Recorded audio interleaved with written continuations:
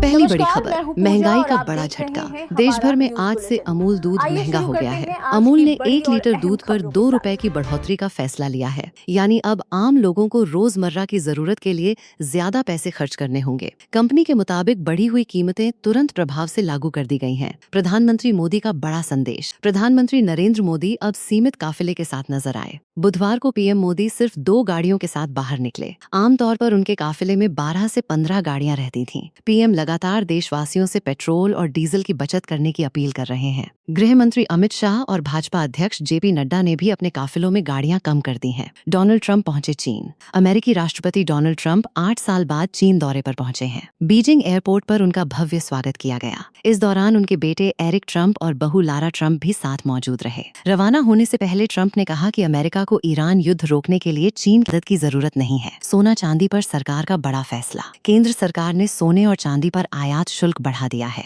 Import duty 6% से बढ़ाकर 15% कर दी गई है। सरकार का कहना है कि इसका मकसद विदेशी खरीद को कम करना और विदेशी मुद्रा भंडार पर दबाव घटाना है। नई दरें 13 मई की आधी रात से लागू हो चुकी हैं। तमिलनाडु में विजय सरकार का फ्लोर टेस्ट पास। तमिलनाडु विधानसभा में मुख्यमंत्री विजय की सरकार ने विश्वास मत जीत लिया है। सरकार को 144 विधायकों का समर्थन मिला, जबकि बहुमत के लिए 118 वोटों की जरूरत थी। एआईएडीएमके के कई बागी विधायक भी सरकार के समर्थन में आए। वहीं डीएमके ने सदन से वॉकआउट कर दिया। सीबीएसई 12वीं का रिजल्ट जारी। सीबीएसई ने 12वीं बोर्ड परीक्षा का परिणाम घोषित कर दिया है। लुधियाना रीजन इस बार देश भर में 9वें स्थान पर रहा। यहाँ कुल 87.92% छात्र पास हुए हैं। छात्र आधिकारिक वेबसाइट पर अपना रिजल्ट चेक कर सकते हैं। हंता वायरस के मामले बढ़े। दुनिया भर में हंता वायरस को लेकर चिंता बढ़ती जा रही है। अमेरिका, फ्रांस और स्पेन के 3 और यात्रियों में संक्रमण की पुष्टि हुई है।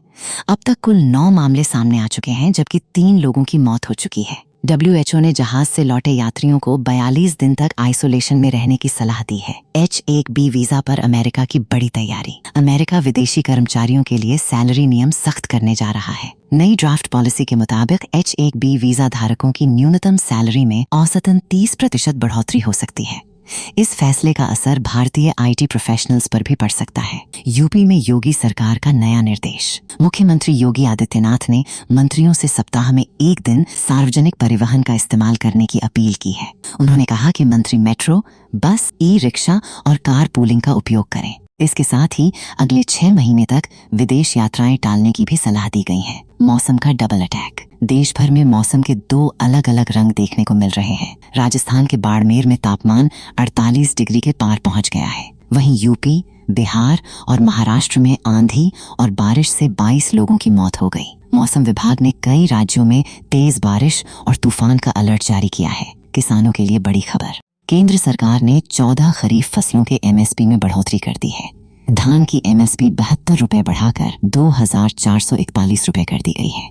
वहीं तुअर दाल की एमएसपी में 450 रुपए की बढ़ोतरी हुई है। कर्नाटक में हिजाब पॉलिसी खत्म। कर्नाटक सरकार ने शिक्षण संस्थानों में लागू हिजाब प्रतिबंध को वापस ले लिया है। नई अधिसूचना के अनुसार छात्र छात्राएं अब यूनिफॉर्म के साथ सीमित धार्मिक प्रतीक पहन सकेंगे। नीट परीक्षा मामला सुप्रीम कोर्ट पहुंचा। नीट यूजी 2026 परीक्षा विवाद को लेकर सुप्रीम कोर्ट में याचिका दायर की गई है। याचिका में दोबारा परीक्षा कराने की मांग की गई है। सीबीआई अब तक 5 आरोपियों को गिरफ्तार कर चुकी है और जांच जारी है। शेयर बाजार में तेजी। आज शेयर बाजार बढ़त के साथ बंद हुआ। सेंसेक्स 50 अंक चढ़कर 74,609 पर बंद हुआ। वहीं निफ्टी 33 अंक की तेजी के साथ 23,413 पर पहुंच गया।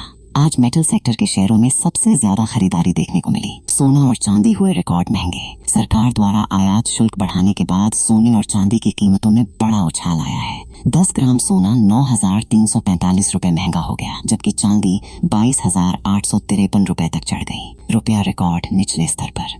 डॉलर के मुकाबले भारतीय रुपया ऑल टाइम लो पर पहुंच गया है। आज रुपया गिरकर 95.75 प्रति डॉलर तक पहुंच गया। विशेषज्ञों के मुताबिक इससे आने वाले दिनों में महंगाई और बढ़ सकती है। सुप्रीम कोर्ट की सड़क सुरक्षा पर सख्त टिप्पणी। सुप्रीम कोर्ट ने कहा कि भारत में लेन ड्राइविंग का सिस्टम ठीक से लागू नहीं है और यही सड़क हादसों की बड़ी वजह है। कोर्ट ने राज्यों को सार्वजनिक वाहनों में ट्रैकिंग डिवाइस और इमरजेंसी बटन लगाने के निर्देश दिए हैं।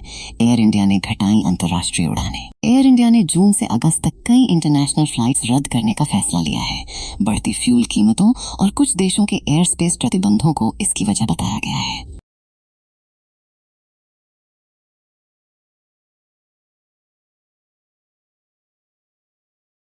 यूपी में नए मंत्रियों के विभागों के बंटवारे को लेकर समाजवादी पार्टी प्रमुख अखिलेश यादव ने योगी सरकार पर तंज कसा है। उन्होंने कहा कि क्या अब विभागों के बंटवारे की पर्ची भी ऊपर से आएगी। साथ ही देरी की असली वजह कमीशन और कमाई को बताया। पटना में ब्लैकआउट के दौरान व्यापारी की हत्या के मामले पर आरजेडी ने बिहार सरकार को घेरा है। पार्टी ने सोशल मीडिया पोस्ट में कहा कि राज्य सरकार अपराधियों की सहयोगी बन चुकी है और कानून व्यवस्था पूरी तरह ध्वस्त हो गई है। पश्चिम बंगाल विधानसभा को नया स्पीकर मिल गया है। भाजपा विधायक रथेंद्र बोस निर्विरोध विधानसभा अध्यक्ष चुने गए हैं। वो आजादी के बाद उत्तर बंगाल से स्पीकर बनने वाले पहले विधायक बन गए हैं। कर्नाटक के डिप्टी सीएम डीके शिवकुमार ने चुनाव आयोग पर गंभीर आरोप लगाए हैं। उन्होंने कहा कि एसआईआर प्रक्रिया के जरिए एससी, पिछड़ा वर्ग और अल्पसंख्यक समुदाय के वोट काटने की साजिश की जा रही है।